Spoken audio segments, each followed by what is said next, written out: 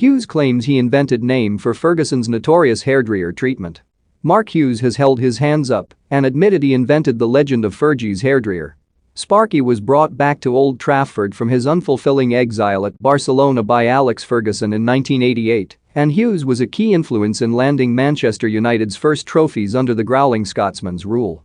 Hughes, who won 2 Premier League titles, 3 FA Cups, the League Cup and European Cup Winners' Cup with United, admitted, "I know it has been said that I came up with the term the hairdryer over the blasts he would give the players.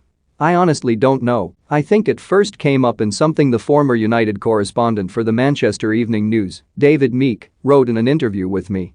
I must have mentioned it. Whether it was later embellished, I don't know.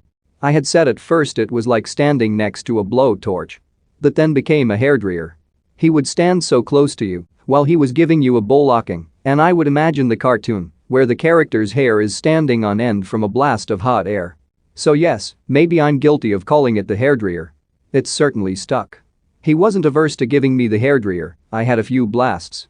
I used to frustrate him because, on occasions, I was a bit loose with possession of the ball. I could hold onto it a bit too long and get dispossessed.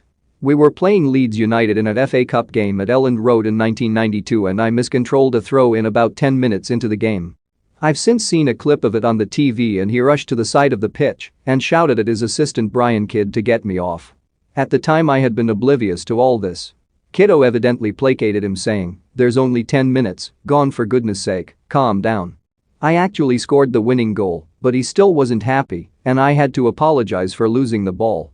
I think sometimes it was premeditated. He would think in his head, "I'm going to nail you," hoping for a reaction from his victim. You quickly learned not to be the person to lose possession just before half-time. If you were the last one who had just lost the ball before the referee blew for half-time, you were getting it because that would have been the last thing he remembered before coming into the dressing room. It got to the stage where nobody wanted the ball if you knew half-time was approaching. I think Gary Pallister, must have got 10 times more bulllockings than anybody because he was always first through the door. But it didn't bother him.